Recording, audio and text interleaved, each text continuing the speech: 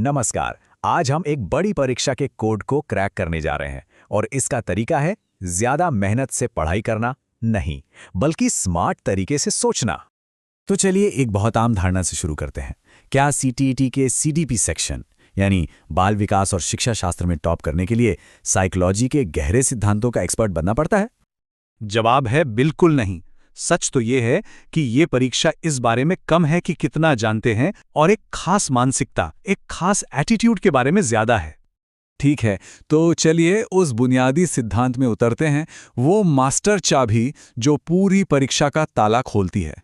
ये छोटा सा वाक्य हर एक सवाल को देखने का पहला फिल्टर बनना चाहिए। इसका मतलब है कि अपना नजरिया पूरी तरह से बदलना होगा।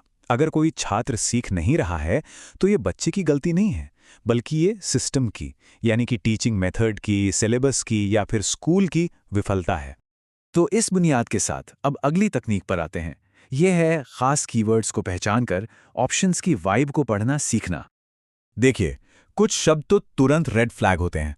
ये नेगेटिव कॉन्सेप्ट्स हैं जिन्हें देखते ही उस ऑप्शन को हटा देना चाहिए, जैसे कि केवल, रट्टा मारना, दंड, बच्चों को अलग थलग करना यानी पृथक करना, उन्हें निष्क्रिय रखना या मानक यानी स्टैंडर्डाइज टेस्ट लेना। और दूसरी तरफ कुछ शब्द ऐसे हैं जो एक पॉजिटिव वाइब लेकर आते हैं और लगभग हमेशा सही जवाब की ओर इशारा करते हैं, जैसे बच्चे को अवसर देना, प्रोत्साहन देना, करके सीखना, विविधता को महत्व देना, बच्चे का सक्रिय होना और यहां तक कि त्रुटि भी।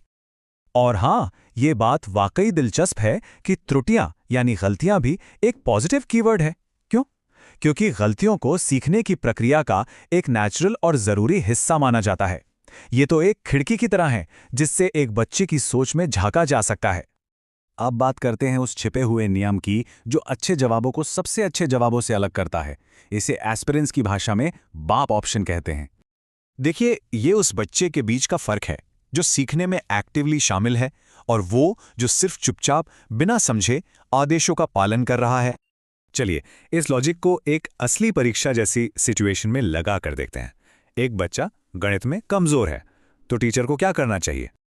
सही विकल्प है डी, शिक्षण पद्धति बदलें, क्योंकि ये ऑप्शन जिम्मेदारी सिस्टम पर डालता है, बच्चे पर नहीं। तो सबसे जरूरी बात और सुनहरा नियम यह है कि हमेशा उस ऑप्शन को चुनें जिसमें बच्चा अपने सीखने में सबसे ज्यादा एक्टिव हो, सबसे ज्यादा सक्रिय भागीदार हो। यही है बाप ऑप्शन। ये एक टीचर की भूमिका के मॉडर्न नजरिए को दिखाता है, जो आदेश देना नहीं बल्कि मार्गदर्शन करना और एक सपोर्टिव माहौल बनाना है। बिल्कुल एक माली की तरह जो पौधे को बढ़ने के लिए सही माहौल देता है।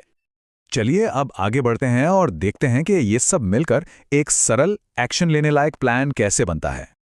तो ये है वो 4 स्टेप प्रोसेस। पहला, याद रखें, बच्चा राजा है, दोस्त सिस्टम का है।